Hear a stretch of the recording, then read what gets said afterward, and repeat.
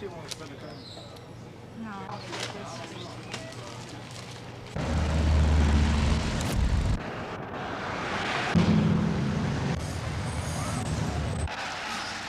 Brother heavyweight champion Muhammad Ali.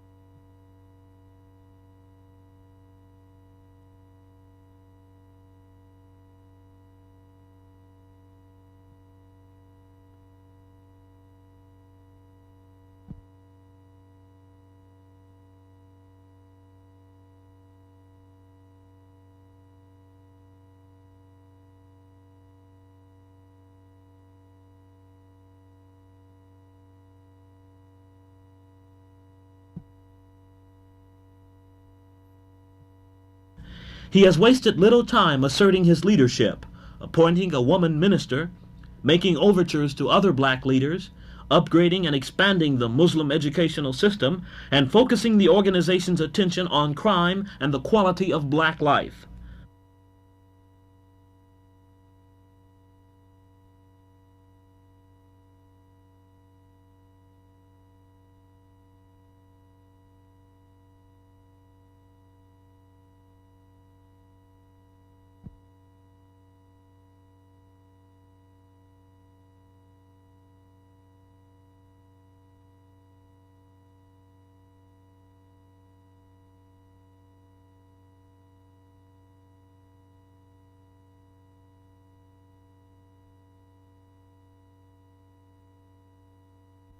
Leadership, discipline, and money makes the $80 million Muslim empire work. The stores and shops, office buildings, schools and temples, the Muslim bank, and the weekly newspaper. The solid economic base that makes Wallace Muhammad one of the most powerful black men in America, a position he feels is unthreatened.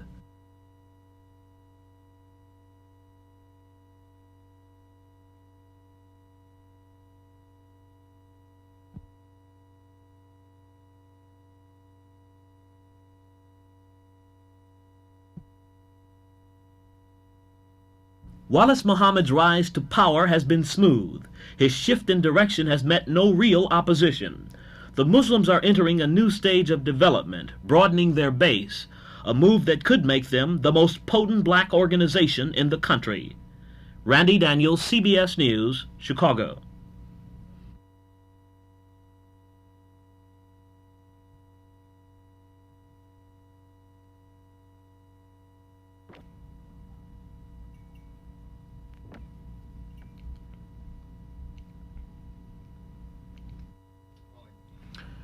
This is the narration on the Nation of Islam for Cronkite News, Daniels reporter. Wallace Muhammad was chosen at birth to succeed his father Elijah as spiritual leader of the Nation of Islam.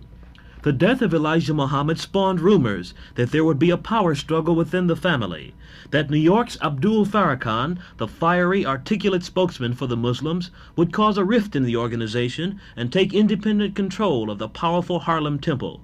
But it has not happened. In fact, the transition of power has been smooth, without incident. The new Muslim leader has appointed a woman minister and announced plans to improve and expand their private nationwide school system. Inner-city crime and drug abuse are other problems to receive Muslim attention. Now Wallace Muhammad has taken his boldest step, dropping the long-time membership ban on whites and other races. It is a move not welcomed by all. All of this makes Wallace Muhammad one of the most powerful black men in America, a position he feels is unthreatened. Let me take that one more time.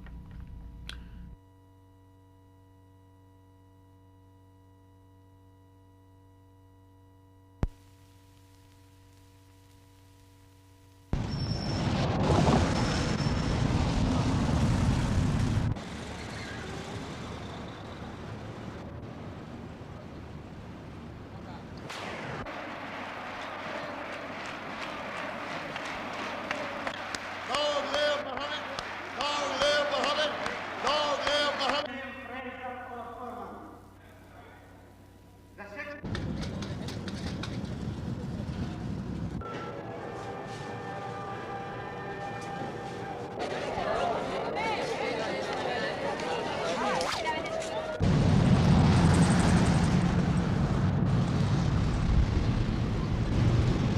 any man who stands up and gives the people truth, he will get the majority on his side. I have the majority in the body, and I have the majority in the leadership. Minister Farrakhan, the champion, the greatest champ of all time as far as I'm concerned, Muhammad Ali, these people are my best supporters. My brother, Herbert Muhammad, he's one of my strongest supporters.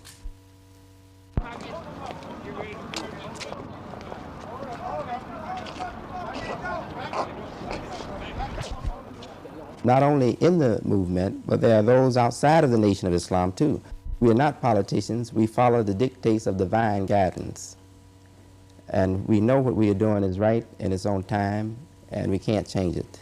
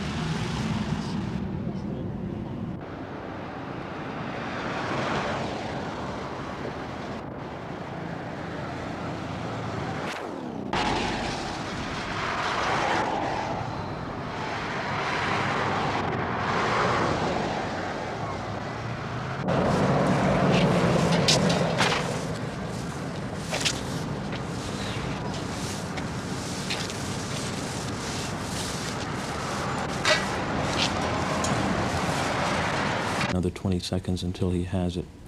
Does that do it for you, Bob?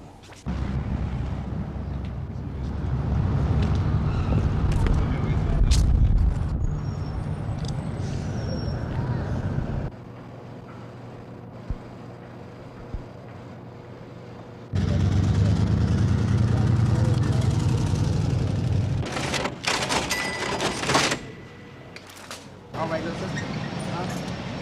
Get it on.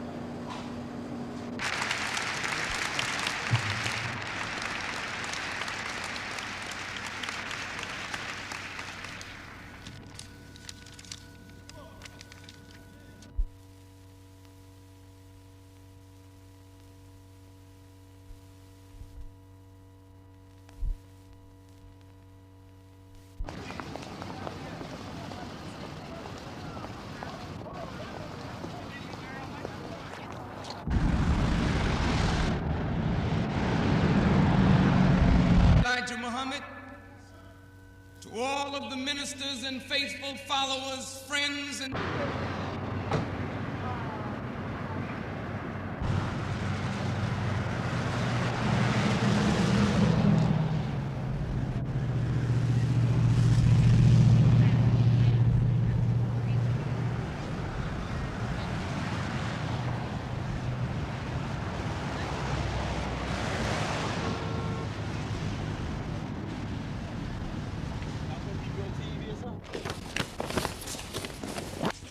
Two-shot first?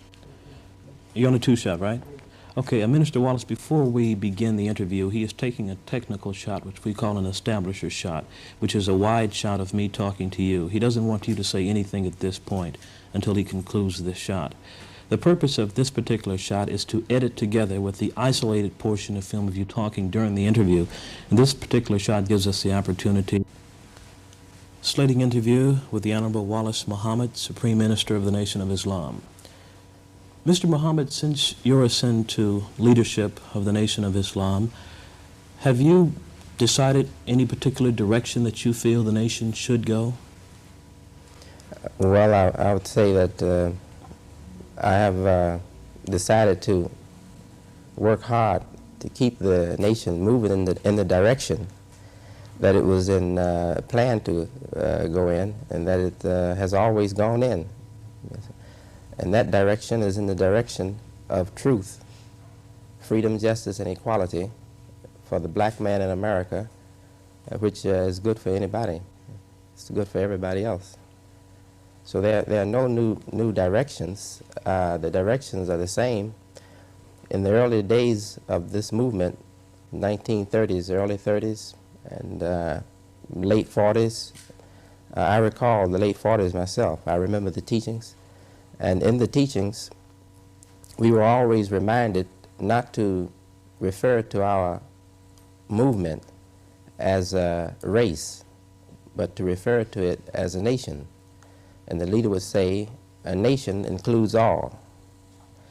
So there were plenty of clues that were left for us, but only those who were not caught up emotionally in the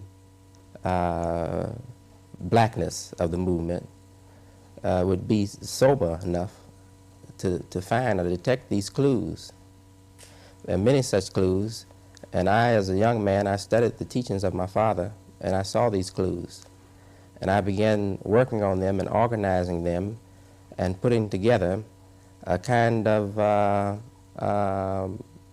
teaching, preaching program that would gradually bring members who are too emotional to settle down and look at the reality of our problems.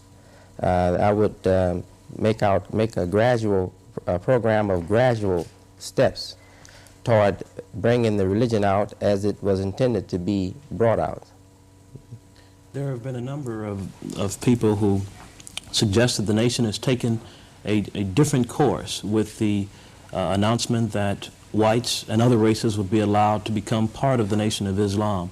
First of all, was there ever an official ban on whites in the first place?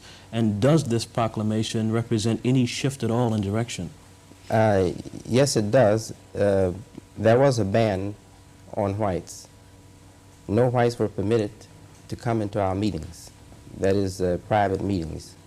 But it was not only a ban on whites. There are many Arabs that we don't classify as white people. But there was a ban also on Arabs, Indians, Mexicans. Anybody outside of the black American community was refused admission or membership. Yeah. So it's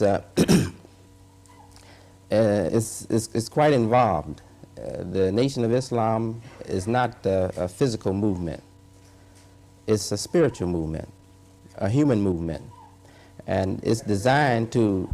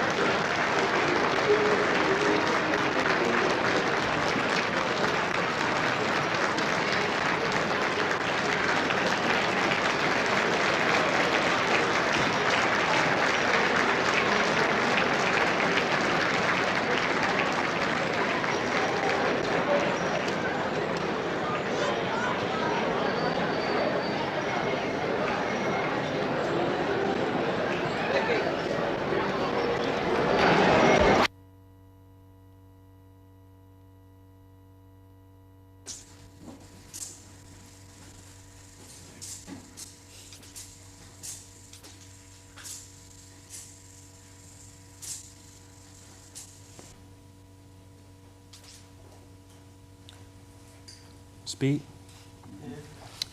Mr. Muhammad, there's been a great deal of controversy concerning your proclamation that now permits whites to become a part of the Nation of Islam. First of all, was there ever an official ban on whites in the first place? And does this move on your part represent a shift in direction on the part of the nation? Mr. Daniels, there was a ban on whites. But it didn't just specify whites. It included all who were not members of the American black community. I recall seeing Africans, black Africans, come to the meeting and they were refused admittance into the meeting. They were told to go back. They said, "Thank you for coming. We appreciate your interest in this movement, but the Nation of Islam is only for the lost found members of the black nation in America, the lost found Nation of Islam in America." So, now, the teachings on color is very complicated. Unless the listeners are familiar with scriptural language, it would be very difficult for me in a few minutes to explain exactly what we mean when we say white man. But I'll try to do it best I can within a couple of minutes.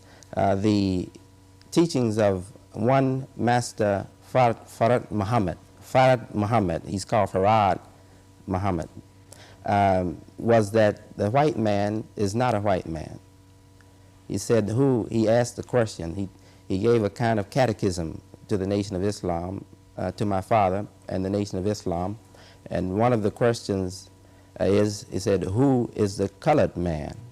And the answer is, the colored man is the so-called white man. So you see here that we began with our own unique definition of what is white. And by colored man, the white man, it sounds contradictory. It sounds funny that you would call the white man a colored man. What this question is saying is that the white man is not a pure man. He's not pure. He's not really white. He's not pure. He is a colored man. By color, the question means that this racist type white man, white supremacist, his mind has been colored. His mind is filled with colors, so his mind is colored. He thinks of things and people in terms of color.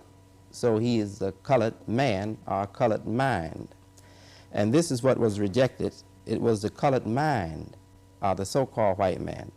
So I tell all of the listeners that who listen to me talk on the change of policies, I tell them that there are really no change of policies. We are making more efforts now to keep out white people, but not white people as skin, white-minded people. Well, what does your acceptance of those who are in the right state of mind, as you say, what does that mean to the nation? Okay. What does your proclamation mean to whites who are in the right state of mind that they can be accepted into the Nation of Islam? It means that they can now join the most worthy movement as far as religion is concerned that perhaps have ever been formed or started in America. In fact, I would say it's the most worthy movement that have been started in the history of man as we know it, except for those prophetic movements that was established by the prophets themselves. They can now come with us and remake the world. That's what we believe we are doing now. And we know we can do it, and we believe we are doing that. We can remake the world, and those whites who identify with our thinking, they can come in and join us and take the lead in giving moral direction to the world. And that's what the world needs most of all. It needs moral direction. It appears that the Nation of Islam is moving toward a closer association with other organizations. Is that one of your goals? And if so, what are the objectives of such a movement?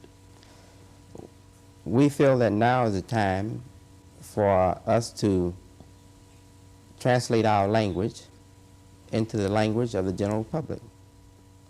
And when we do that, everybody can see that our language is a universal language. And anybody can come in and take his place, take his or her place here, and work with us. So now that we have come to that point in the development of the Nation of Islam, that we can translate our language now for all the people, we want to work closer with all operations in the community that are of the nature of the Nation of Islam, that are striving to uplift the community. Do you have any specifics? What programs specifically would you like to direct your efforts toward? Well, we have established a Human Relation and a Community Relations Department, and we've looked for the best people in the Nation of Islam throughout the country, and these people will head the Human Relations Department and Community Relations Department, and we'll, our main contribution, our strongest contribution, is the contribution of concepts, social concepts.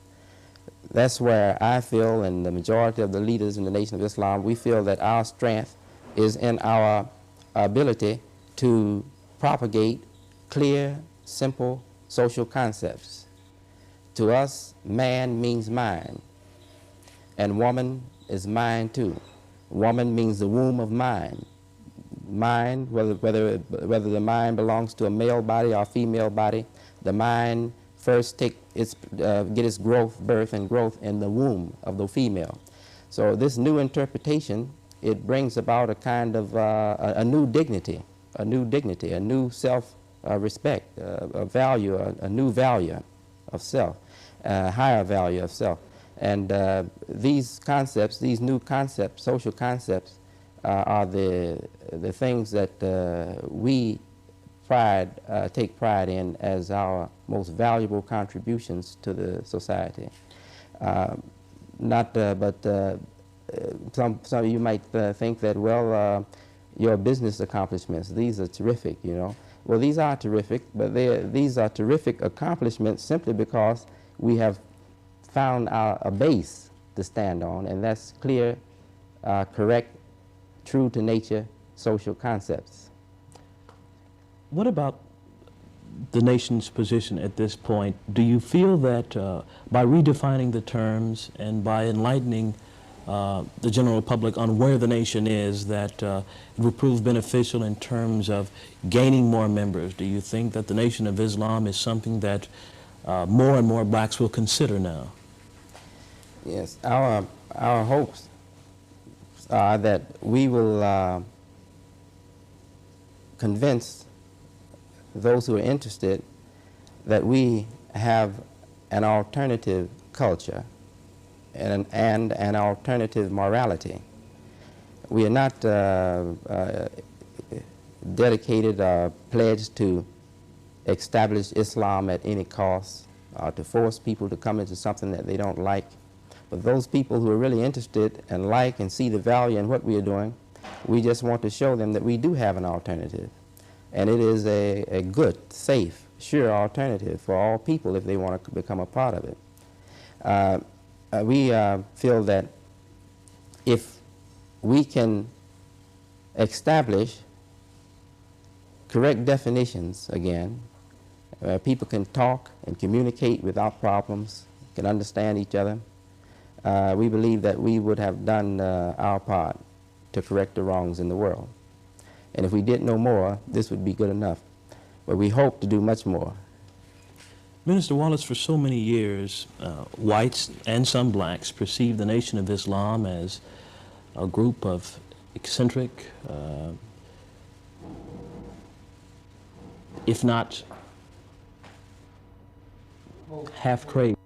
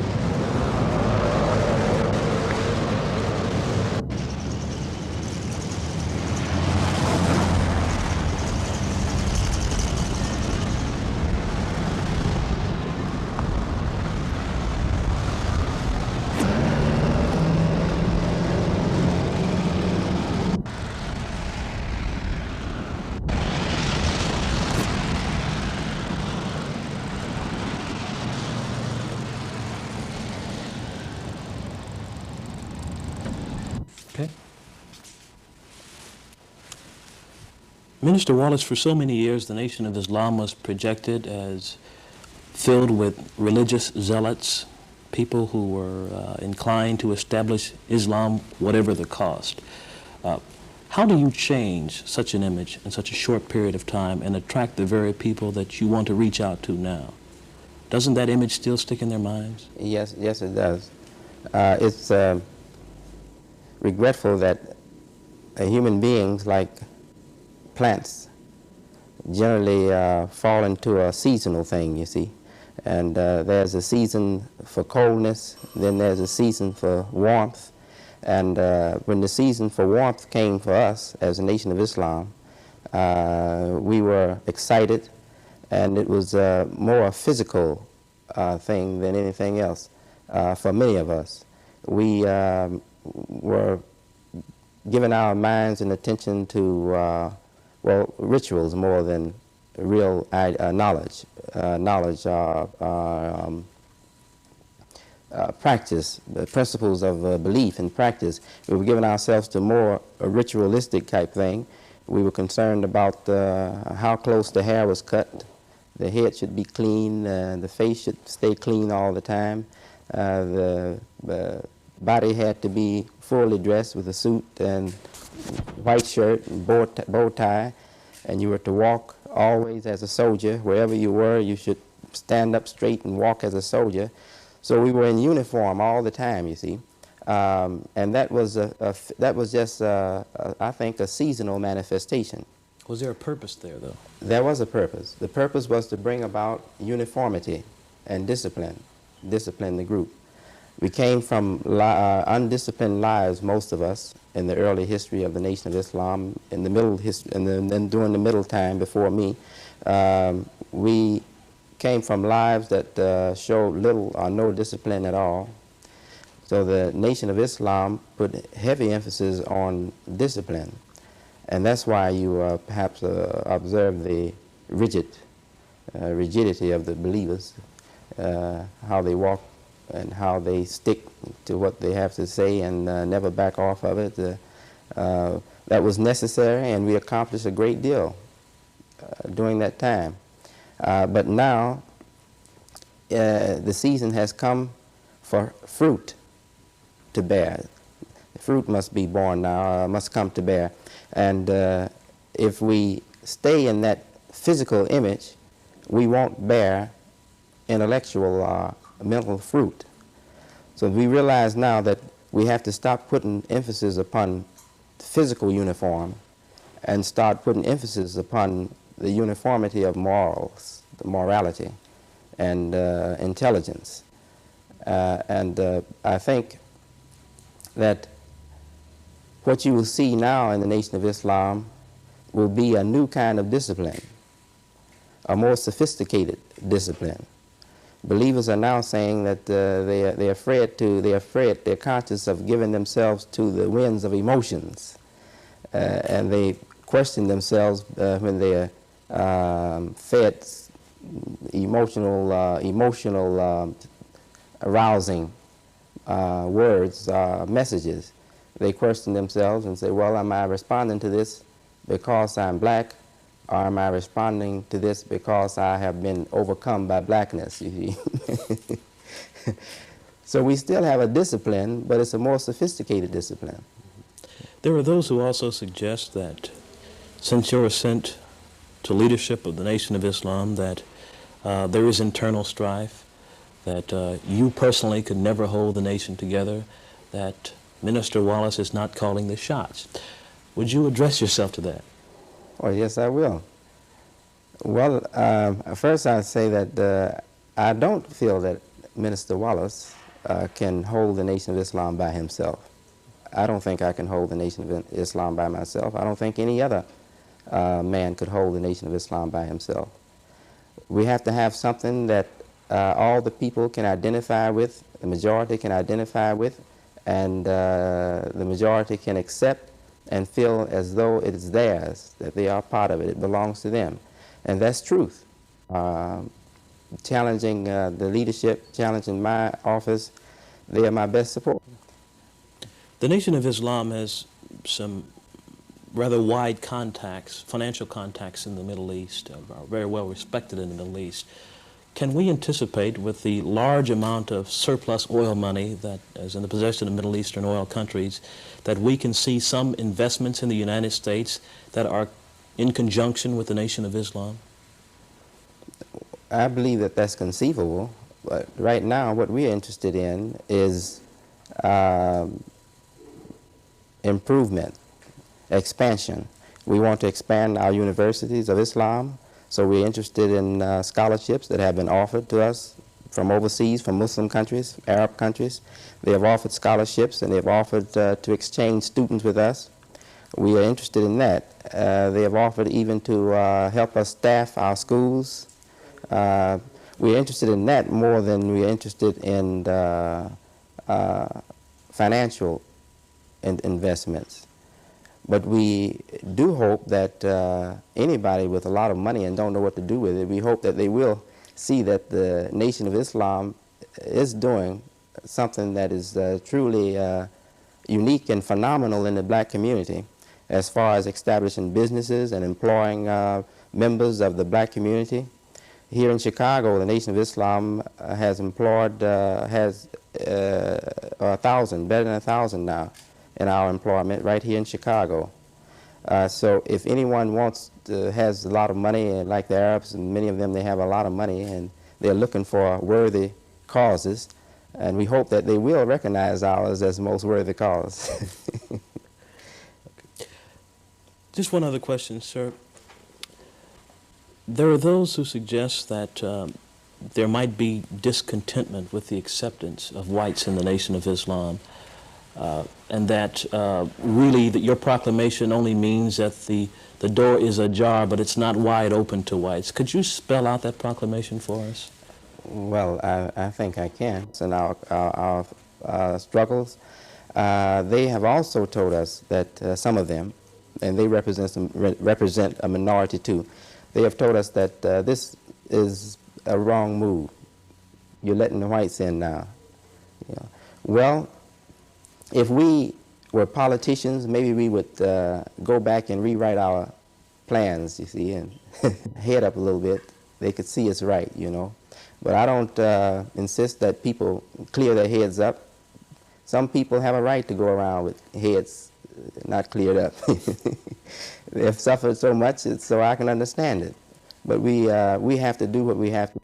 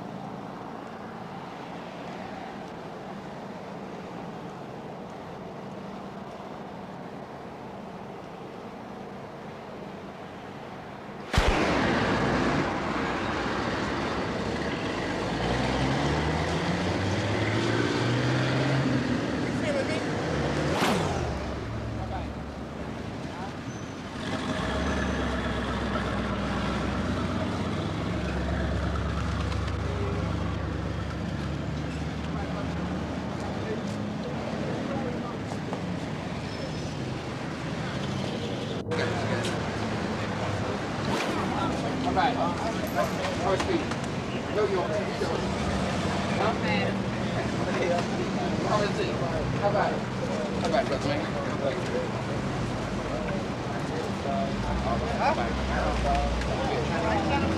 Yeah. Somebody might discover you. How much speed? How about it? How about it, brother? How much speed?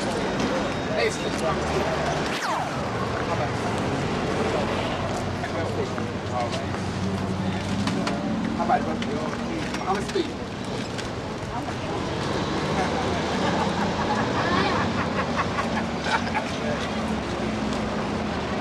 Muhammad speed. Ladies and gentlemen, Muhammad speed. What's to it, brother? Huh? What's to it? Mr. Muhammad speed. How about it? Here it is. Muhammad speed. Muhammad speed, brother. How about it? Mr. Muhammad speed. Ladies and gentlemen, Muhammad speed. Here it is.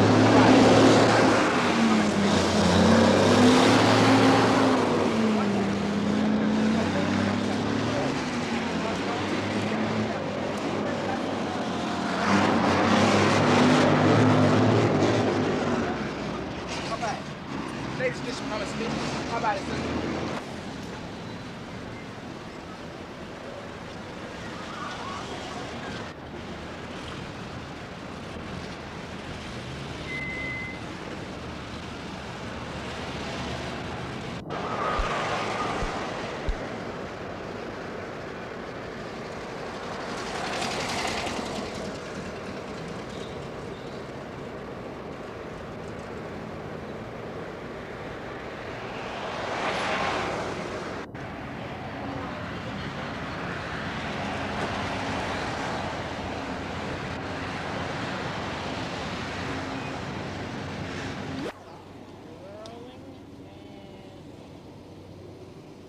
Now Wallace Muhammad has taken his boldest step, dropping the long-time membership ban on whites and other races. It is a move not welcomed by all. Let's take it again.